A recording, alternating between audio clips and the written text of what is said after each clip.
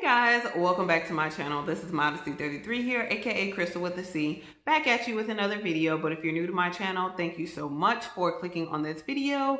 Again, I'm Modesty33, aka Crystal with a C. I put out at least 2 videos a week. One of them is a reaction video and one of them is a sit down video or a haul or unboxing or review of some type. So it's just a lot of different things could be in that sit down video for the week.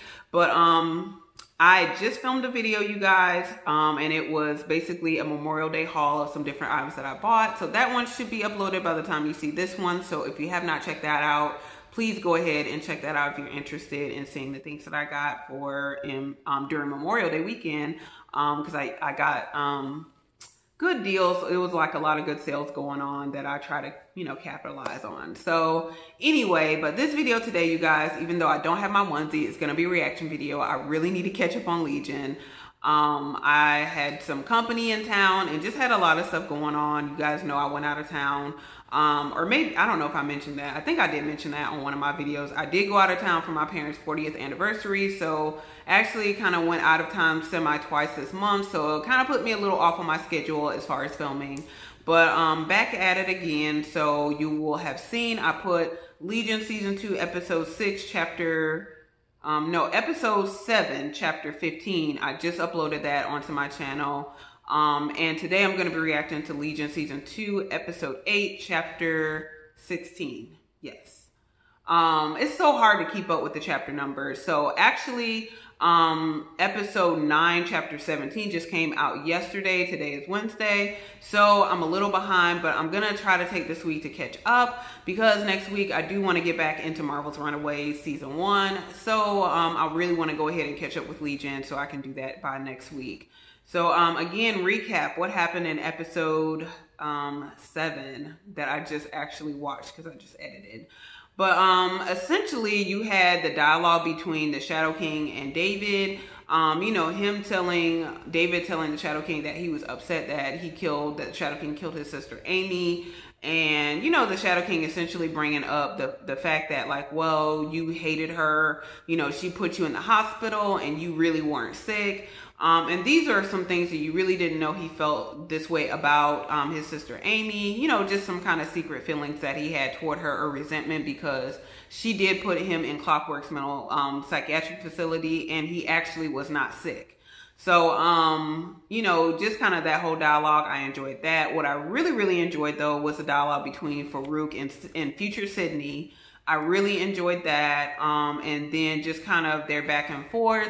And then, so we kind of learned from this episode that essentially what destroys the world in the future in Sid's timeline is David. So they all but said it that, it's David, and Farouk made the statement that, for years they called me the villain.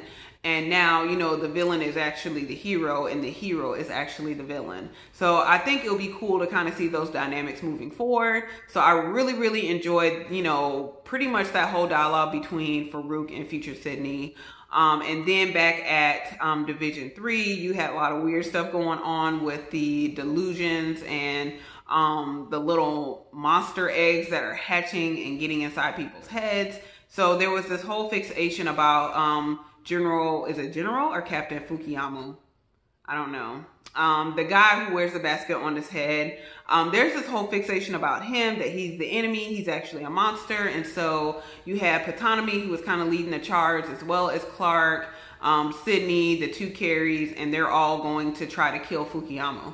And then David gets back just in time because he was actually talking to future Sid at the time. And future Sid made like a very interesting statement. I didn't actually include that in my reaction, but she just told David to make better choices and maybe things will turn out differently, which I thought was very interesting.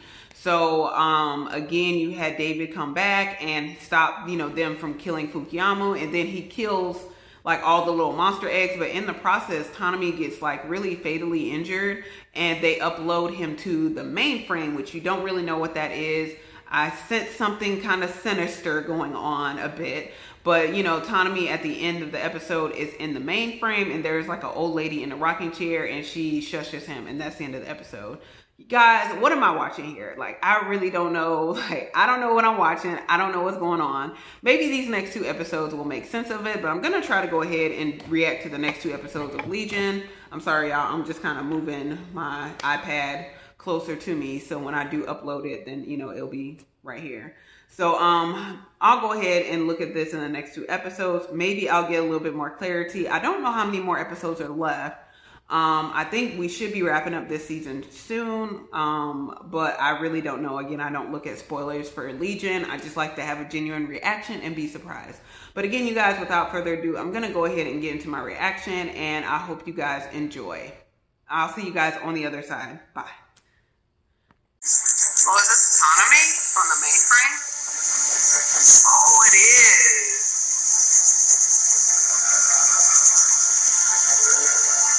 So he knows the truth. Woo! That's tight. FX presents. Association with Marvel. I like how creative they are with the title cards. That was really tight.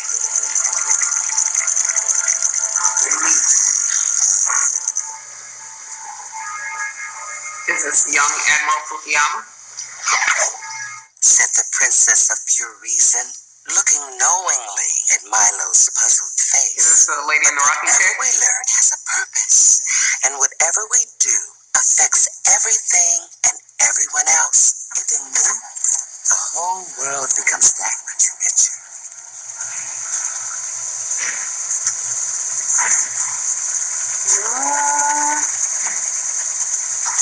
You're in here too. The monk?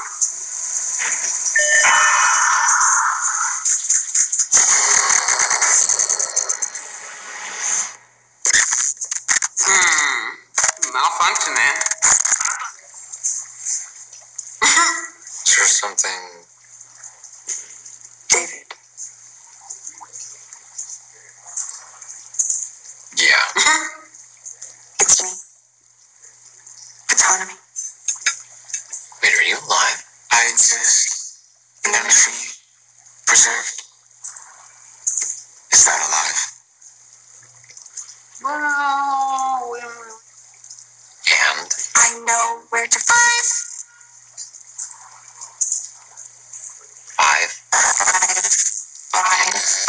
Find Ferg's body. Where? A place called...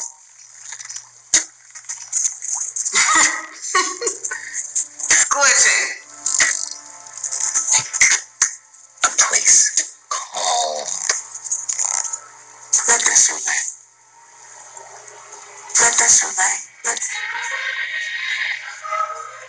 Your mind's eye. Can you see me? In my true form? It can't be.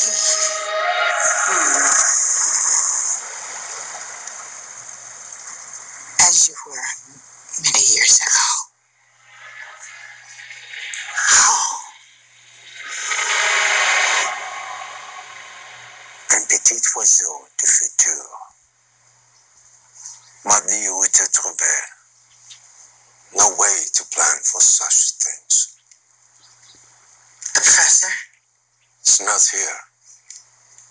L'autant de me dire en secret. Professor, you should come on, Xavier. My body. When you dream, this is what you see. Beautiful. I miss this. Driving.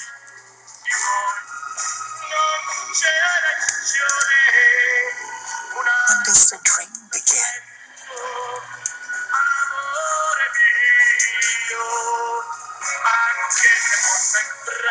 But no.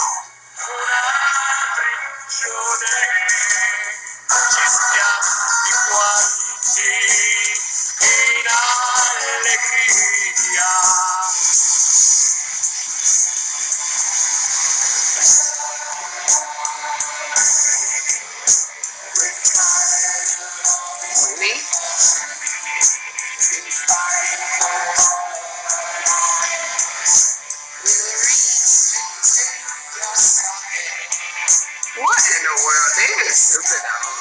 For real petty. So is he using them all to find the body. He's sending them all out, like using their minds or controlling them.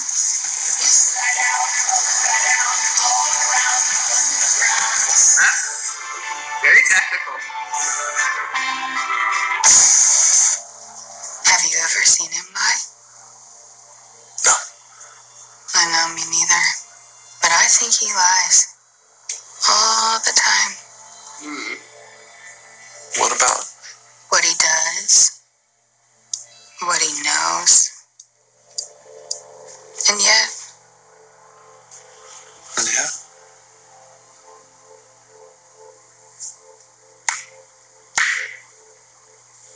Yeah, she still mess with him. Yeah. who teaches us to be normal when we're one of a kind? Oh, who's this? On a parachute.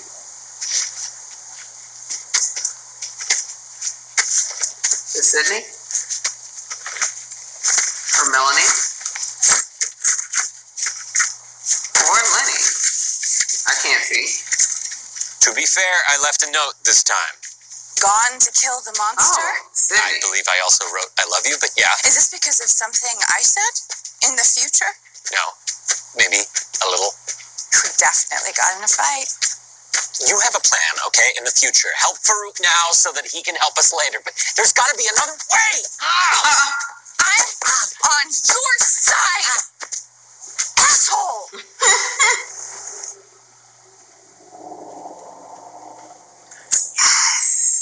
And now we come to the most boring delusion of all. Wow, The other idea that people. other people don't matter. Their feelings, their needs. Imagine a cave where those inside never see the outside world.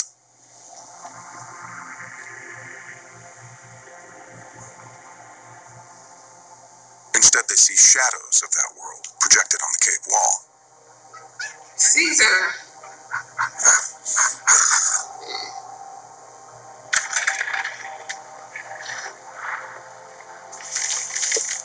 The world they see in the shadows is not the real world.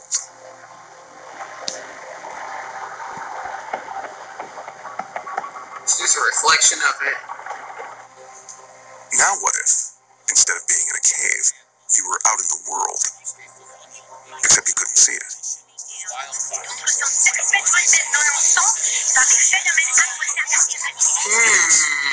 What? You didn't see it because you weren't looking.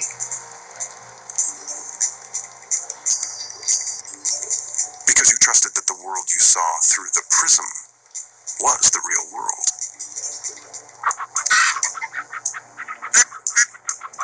Come on, I'm getting so much revelation right now. Like, for real. Y'all don't understand. You better have a plan.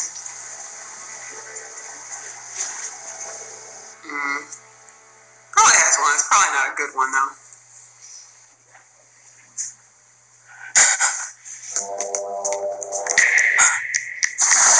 Find the clock.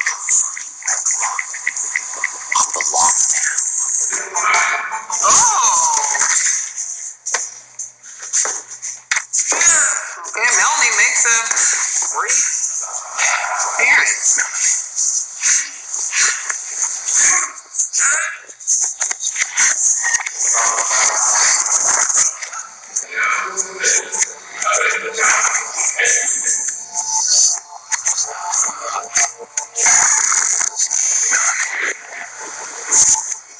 Oh, is Oliver reaching out to her? I hear Oliver's voice. Rewinding. My body comes down with the oceans. So bring back my body to me. So, It's dumb. She's ours. Mine. Ours. Viens-moi.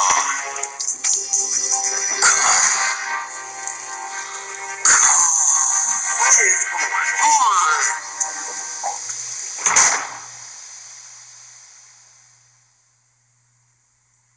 So, are we going this? Oh no, we got a few more minutes, I think. Made me nervous. Thought that was the end.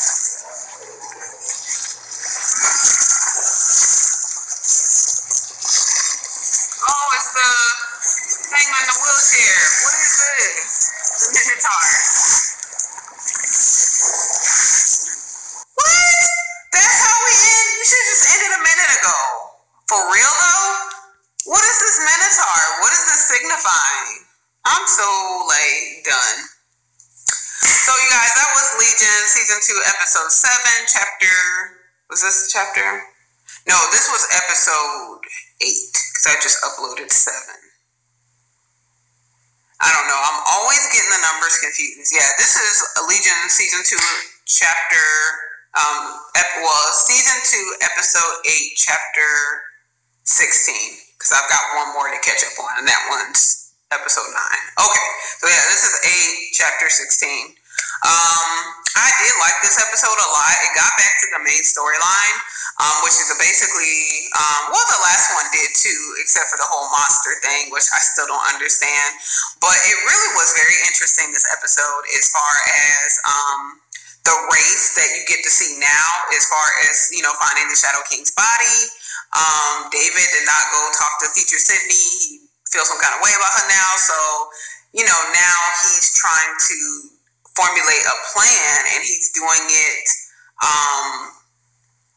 outside of everyone else's help or assistance, because he says, well, their minds can be read. So it looks like what he does, though, is kind of uses everyone as pawns to find the Shadow King. That's what it appears to me, from Lenny to Clarke, the Carries. He kind of uses all of them to look. I don't know if it's real, that this is kind of what he's telling them, and it activates at some point for them to go on a mission to try to locate, the Shadow King's body.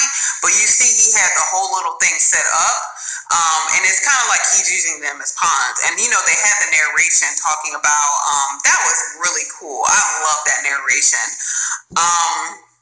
And it was just saying that, you can live your life in a cave and believe that the cave, the shadows that you see of the cave, is actually reality until you break out of the cave and you go out and see reality. But reality, once you see it, it can be incomprehensible, and you not believe that it's real. And it's well, what if there were people in the cave? Or, you treat people as if they're not real or they don't matter. They said that was the biggest illusion, that people don't matter. And so you kind of treat people as pawns, or just something as an object, as opposed to treating the people like they have feelings, like they have goals, dreams, that they're important, essentially. And so it gave that whole narration. I'm I wonder, is that kind of what David is doing here? He did this thing where he activated Clarke and Carrie as well as Lenny, and so he's kind of using these people as pawns for his benefit, because again, he told Sid in the beginning of the episode that he's no longer helping the Shadow King to find his body. He wants to find the body now and destroy it. And it's just crazy that David feels like he's justified in using whatever means necessary to find the Shadow King and kill him. And it's not necessarily because of this whole thing where he feels well, the Shadow King's a threat, he needs to die. It's really, I feel driven out of vengeance because of what happened to Amy. And then you see, which was very interesting, where Clarke and Sydney have this talk, and she kind of confides in him about David, because David ends up leaving again, leaves without her, and she just, feels like their relationship is kind of doomed. And she talks to Clarke about that, and he tells her if your boyfriend, he has the power to level this world. If he gets upset with you, if you hurt his feelings, he can very well destroy the world. So she goes after him, and she does find him, and then they find a version of themselves inside of that tent where they died. I don't know what that's all about. And then you see Oliver and Farouk, they're getting closer to finding his body. Apparently this Medessa desert, or wherever his body is, it moves every so often.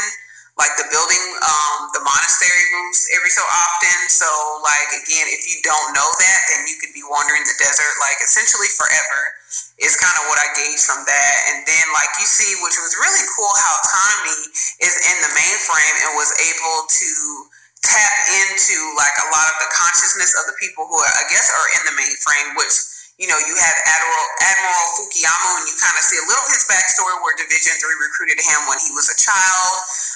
Then you see that the other lady who's in the rocking chair is like a nurse who used to read to him.